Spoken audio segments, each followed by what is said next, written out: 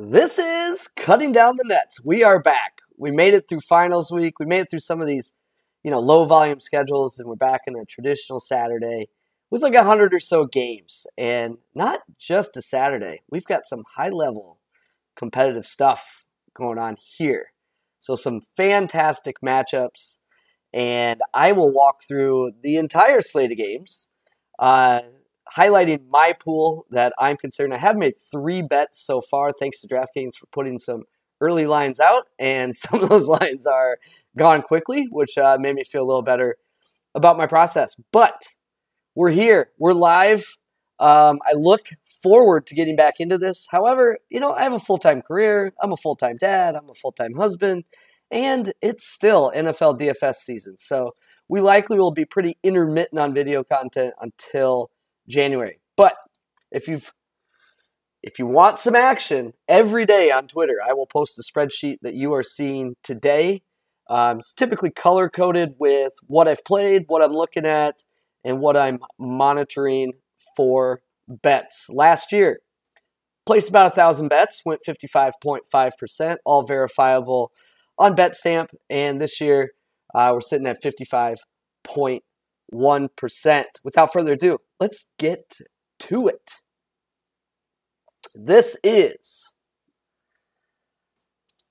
what I have for Saturday. So here's the deal. Let me explain a few things. I'll go through each of these columns if you're new here. I have been doing this for a couple years, but you'll notice that I'm waiting on some lines on a few games. So basically this sorting right now was an original sort by like KenPom's projections. That's usually pretty close to the line, although there's certainly some variation there. So try not to pay attention to the Paddy value on this video, but as the lines come in, this will adjust. Like for instance, this Northwestern State and Rice one is showing as no value, but if I happen to throw like a -8 in there, like if Rice was favored by 8, all of a sudden that will jump up, obviously. So that'll be updated continuously. So I'm kind of working top to bottom in terms of my variance from KenPom, but if I do have lines on the games, I've popped them in here. So I'll start with the top here. So neutral site game, Stephen F. Austin against Furman. If you look at Stephen F. Austin's, I use Bart Torvik and KenPom for most of my research. And if you look at SFA's profile, pretty inconsistent, but it's been dragged by like these outlier performances. They laid an egg against Quinnipiac and had like an adjusted offensive efficiency in the 80s. Got torched by Northwestern State from deep, which really affected their adjusted defensive performance. Despite all that, Paddy, my model, is having that show as a close to a pick'em, and the median showing as Stephen F. Austin favored. KenPom's at 8, shot quality, season-long efficiency numbers is around 7, so I saw enough value here. Let's walk through these columns, and now that we have a game to kind of use as an example.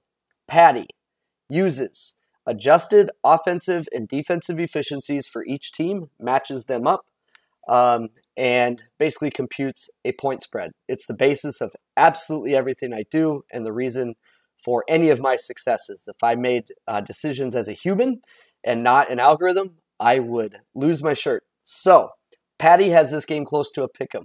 What is Paddy median? So Paddy average is going to use a mean. That's going to incorporate ceiling. So if there are some outlier performances, that's factored into the average. The median is just looking for the midpoint. So no matter how high the highs are and how low the lows are, it's truly looking for the midpoint. And it's a good check to see if outliers are dragging performances and things like that. So I mentioned some outliers here. Without those, I would have SFA favored by probably about a possession here, and with those outliers dragging them down, it ends up more as a pick'em. Long story short, the line is 8, so I'm seeing a lot of value from my process in terms of that game. Shot quality. What this is shot quality produces their standings. They're free. It shows their adjusted offense and adjusted defense based on quality of shots, who's shooting the shots. You can look into their website. It's a good check for me to look for regression candidates. So if shot quality is saying, hey, this team you know, from a shot quality perspective, should be favored by 16. And then my model has it as like a pick 'em. It's like, whoa, something's off there. Maybe the results have been a little lucky to date, and then vice versa, of course. Bart Torvik and KenPom are similar sites. KenPom obviously a little more famous than Torvik. Torvik allows a lot more customization and provides access to a lot of free data that I use. So the reason this game is green is I have placed this bet. This was at DraftKings at +8. So how far down would I go? I'd be careful not to go too far below that shot quality number. I liked the number at 8. I took it. So next up, Toledo and Marshall. This one is yellow because I like it. I just don't have a line yet. There are some soft openers at 2 at like low vig and stuff like that. I don't have that. I don't have a low vig account. I don't even know if that's a real book, to be honest with you. Should be a fun game, fast paced. 2 good offenses.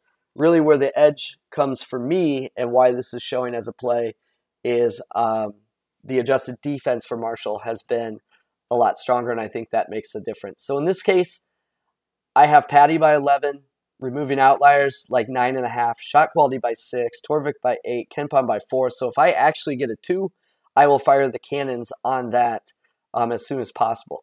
I'm expecting to have to deal with a little worse number, something like a 3, maybe a 4, and that's okay. I mean, I'd prefer to have that under a possession. If you followed me for a long time, I prefer underdogs far more than laying points, but I'm not afraid to do it, just don't prefer to do it. This next game is orange just because of the number itself. So green is I've bet, yellow is I want to bet, and orange is I'm going to need some movement to go my way to really be interested in this game. So this is a neutral site game between East Carolina and South Carolina.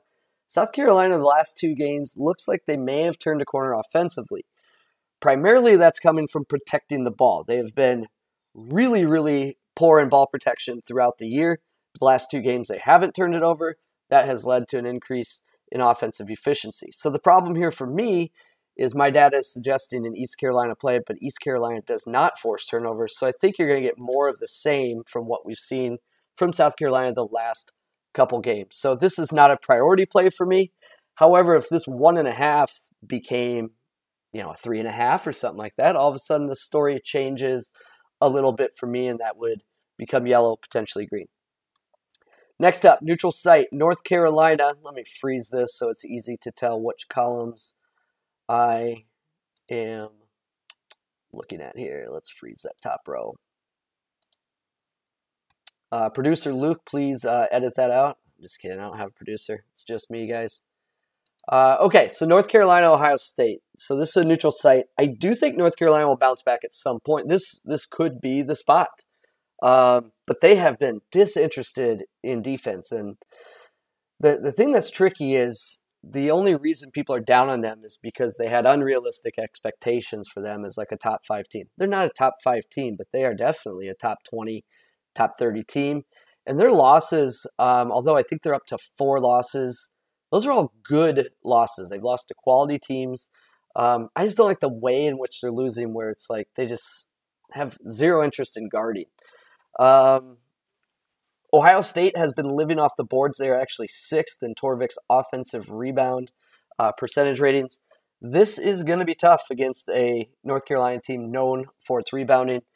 And if you look at North Carolina's 3-point percentages, there do some regression there. You're going to hear that word a lot. You can't predict it. So basically it's saying this team is a little over their skis in a certain area, and they're due some positive regression or they're due some negative regression. How you identify this? Look, it's not an exact science, but if a team is shooting 45% from 2-point on the season and 40% from 3 on the season, one of those is likely to regress. Usually it's the 3-point because there's the less volume, and just over time that's going to regress closer to their 2-point offense. And North Carolina has had a pretty solid 2-point defense, but they're kind of getting torched from deep.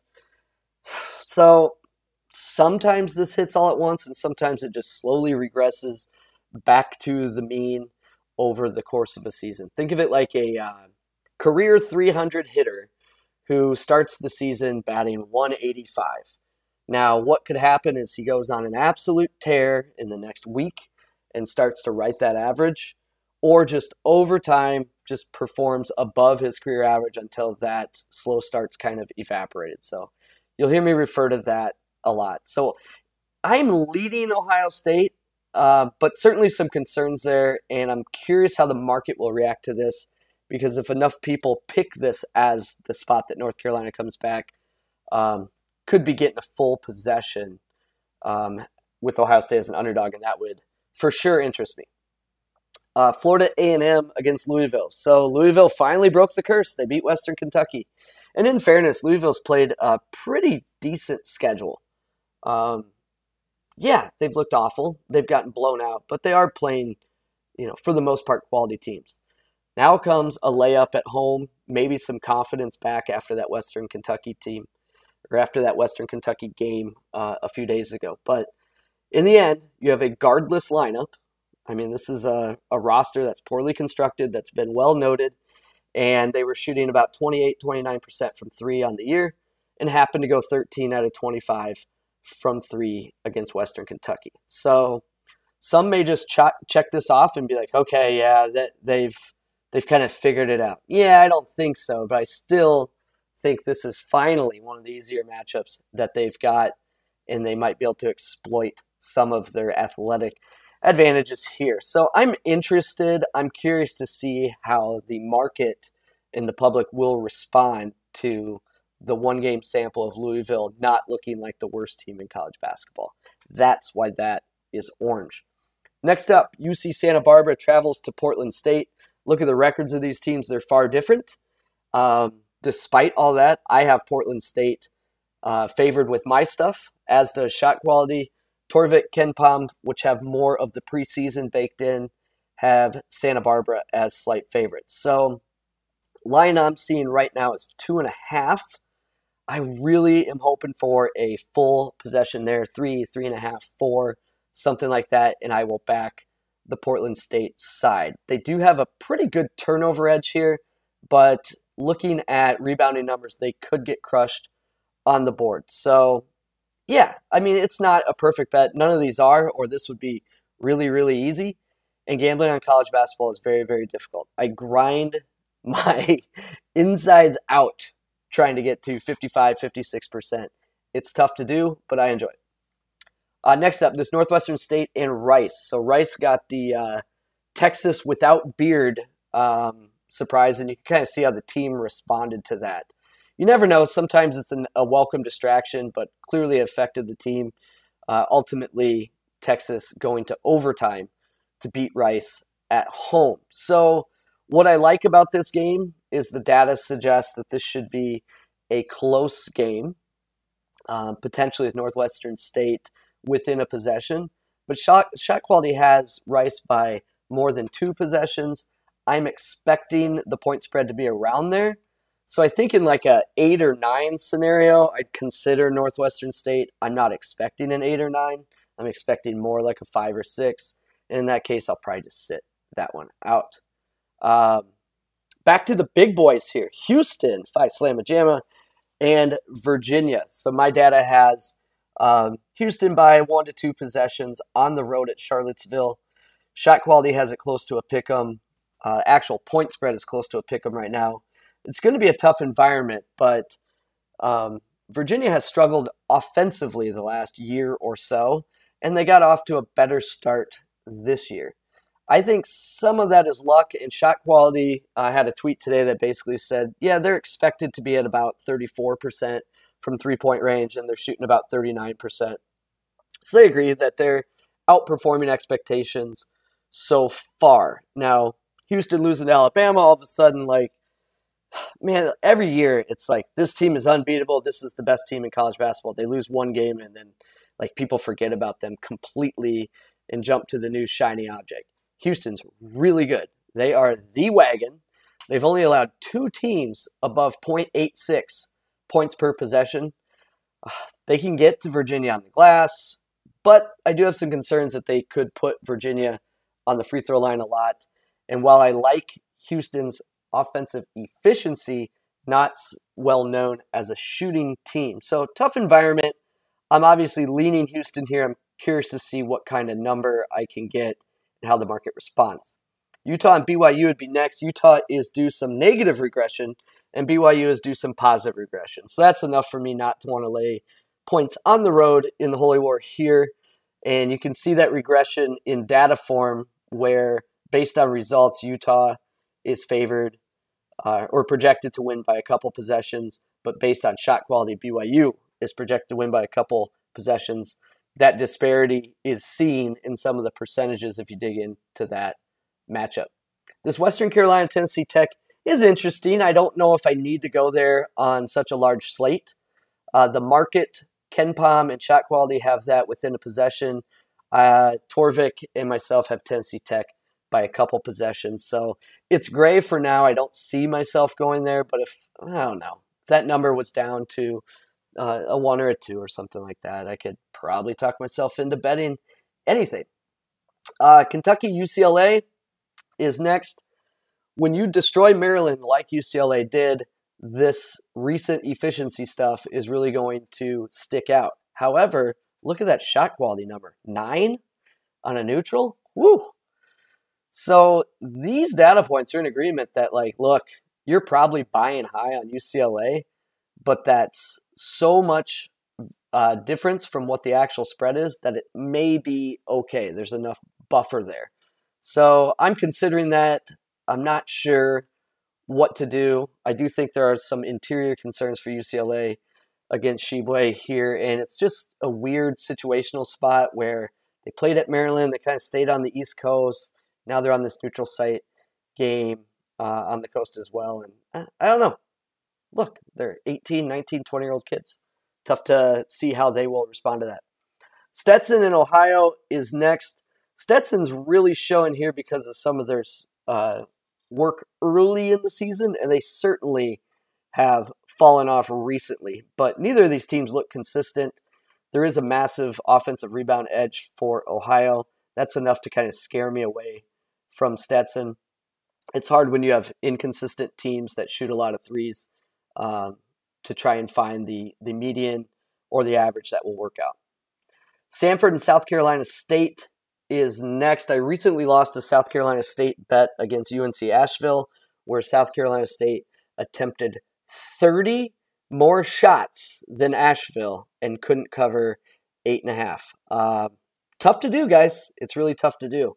So that's a scrappy team there. Like, how do you get 30 more shots? You get it from crashing the glass, forcing turnovers, and really fouling the daylights out of your opponent to keep them from shooting any jump shots. But my data has Samford by 14, 15, 16 points. Shot quality is around 10. So really curious if that number comes in. Anything less than 9 is worth considering. Don't love to lay points. Don't love to lay points on the road. 9's a big number, but certainly interesting. And there will be plenty of possessions in that game to give us some opportunities to exercise that edge. Montana and PVAM, Prairie View A&M, play a neutral site game. Montana has had 2 elite offensive performances in a row and look much improved. I'd want a pretty big number here to back PVAM. So if it's anywhere near the KenPom number or less, I will sit that out. But if we got like a 9 or something like that, it's fairly interesting. Bradley and Arkansas. Whew. So Arkansas typically lets teams hang around. And then in the final fourth of the game, those final 10 minutes is typically where they cover. So I have some concerns there that Bradley could hang and then ultimately just fade away as Arkansas kind of finishes the job. But shot quality and Paddy both have this around 7.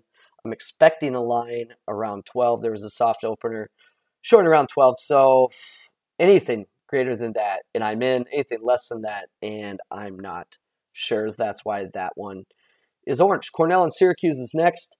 Syracuse forces their opponents, if you've watched them at all over the last few decades, to shoot three-pointers.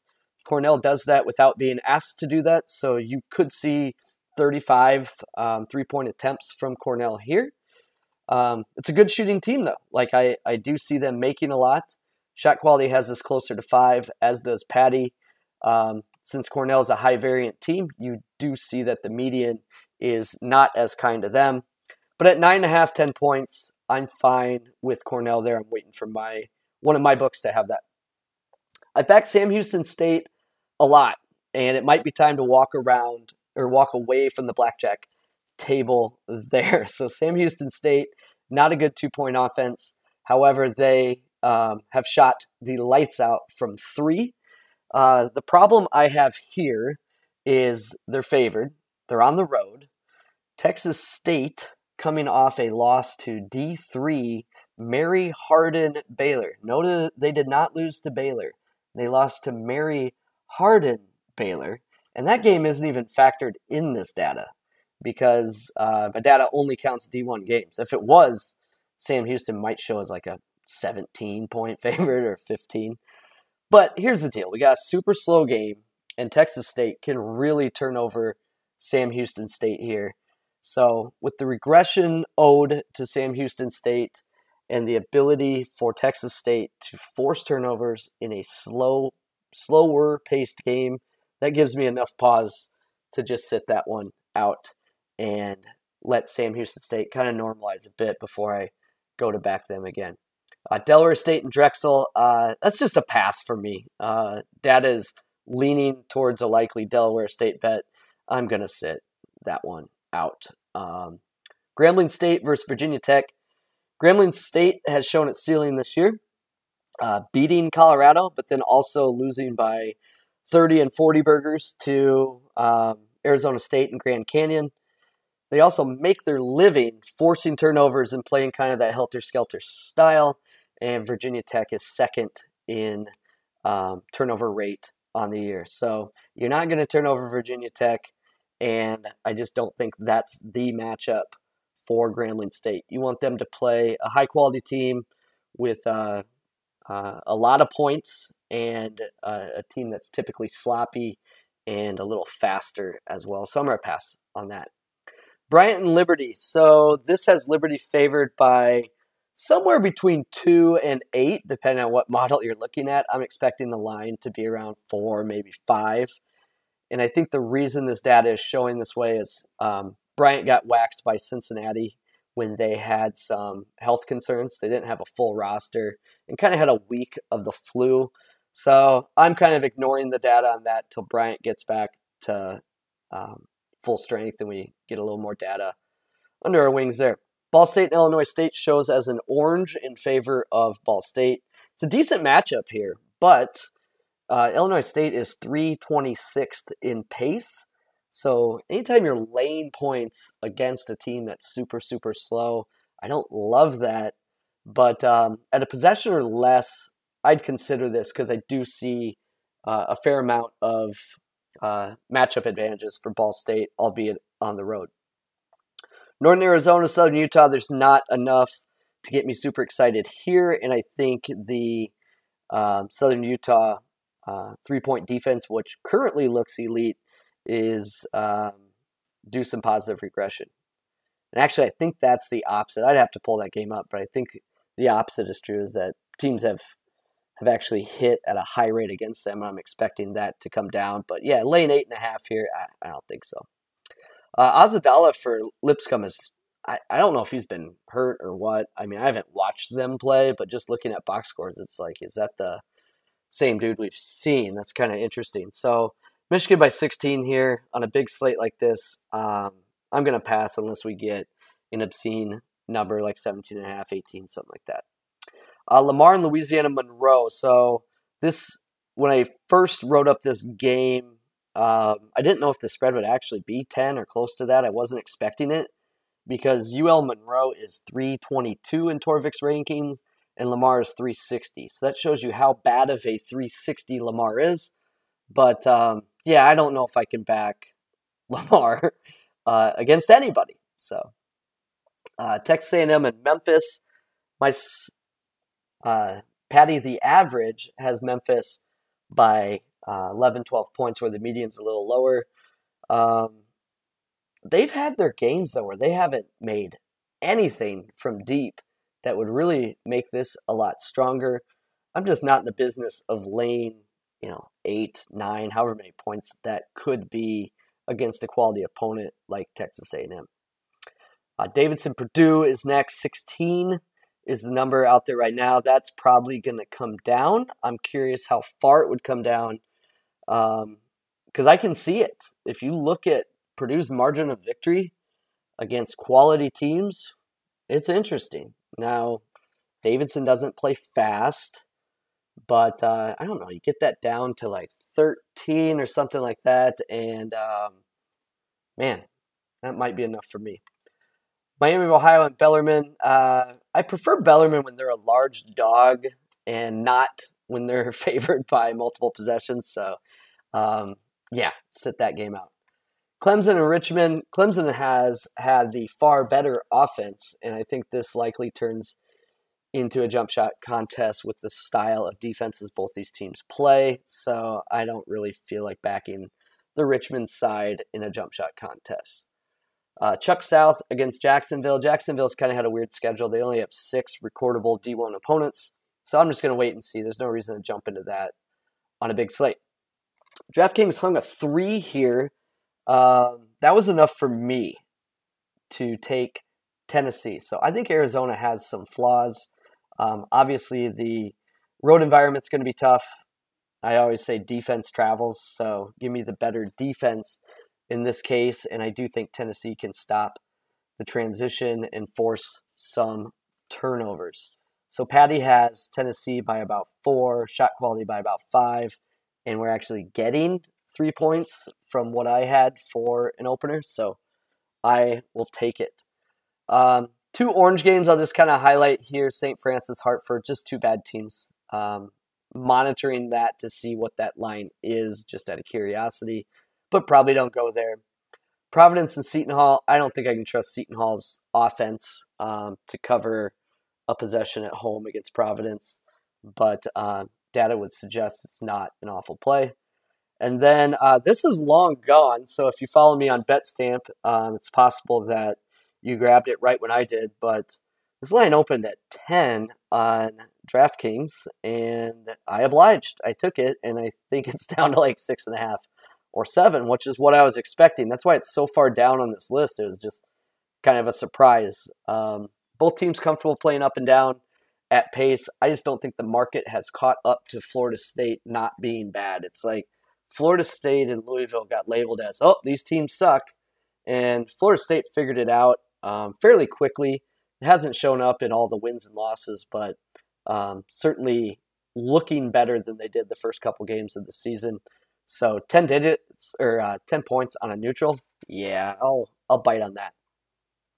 So with all that said and done, this is what I got so far. 3 bets placed: Stephen F. Austin, Florida State, and Tennessee. The teams on the right, I haven't put numbers out there just because some of them I don't have spreads yet, and others I'm waiting for my books. So to put like Marshall -2 when the first line I actually get to bet might be 3.5, just seems like a disservice there. So the yellows are kind of on the top: Marshall, Ohio State, Portland State, Houston, and Cornell. And then the oranges that we just went through are East Carolina, Florida A&M, UCLA, Samford, P-Van, Bradley, and Ball State.